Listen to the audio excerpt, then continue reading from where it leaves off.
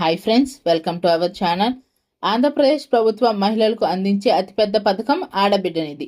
నెలకు 1500, అంటే ఏడాదికి 18,000 ఎలా పొందాలి? ఈ పథకం జనవరి 26న ప్రారంభం కానుందా? ఈ పథకానికి కావలసిన పత్రాలు ఏమిటి అనే పూర్తి అప్డేట్స్ ఈ వీడియోలో చూద్దాం. మరింత ఇన్ఫర్మేషన్ కోసం మన వీడియోను లైక్ చేయండి, షేర్ చేయండి, సబ్స్క్రైబ్ చేసుకోండి. టాపిక్లోకి వస్తే, కూటమి ప్రభుత్వం మేనిఫెస్టోలో ప్రకటించిన సూపర్ 6 హామీల్లో ఆడబిడ్డ నిధి ప్రధానమైనది. 18 ఏళ్ల నుండి 59 ఏళ్ల వరకు ఉన్న ప్రతి మహిళకు ఆర్థిక అండగా నిలవడమే ఈ పథక లక్షణం.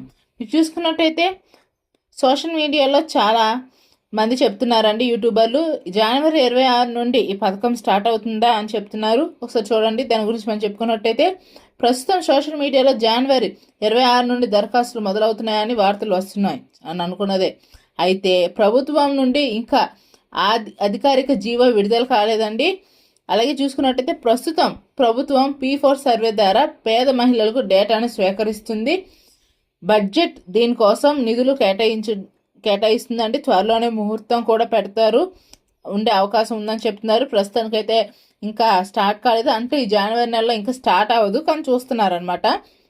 దీని అర్హతలు చూసుకున్నట్టయితే మహిళల వయసు 18 నుండి 59 ఏళ్ళ మధ్యలో ఉండాలి. ఆంధ్రప్రదేశ్ శాశ్వత నివాసమై ఉండాలి, అంటే ఆంధ్రప్రదేశ్లోనే ఖచ్చితంగా ఉండాలి.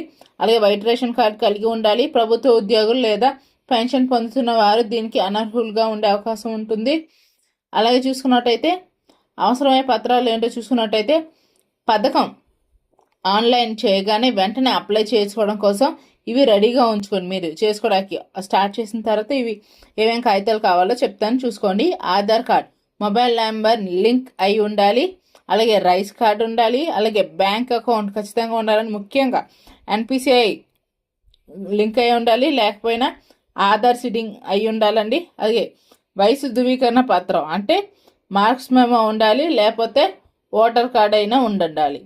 అలాగే చూసుకున్నట్టయితే దరఖాస్తు ప్రారంభమైనప్పుడు మీరు మీ గ్రామ లేదా వార్డు సచివాలయం లేదా మీ సేవ ద్వారా దరఖాస్తు చేసుకోవచ్చు. ప్రభుత్వం ఒక ప్రత్యేక వెబ్సైట్ని కూడా అందుబాటులోకి తెచ్చే అవకాశంలో ఉందండి, మీరు చూసుకున్నట్టయితే. కాబట్టి ఇది ఫ్రెండ్స్, మరిన్ని లేటెస్ట్ అప్డేట్స్ కోసం మన ఛానల్ని సబ్స్క్రైబ్ చేసుకోండి. అధికారిక డేటా రాగానే మీకు ఇన్ఫర్మేషన్ ఇస్తాను. ఈ వీడియో మీ ఫ్రెండ్స్ మరియు ఫ్యామిలీకి షేర్ చేయండి. Thank you.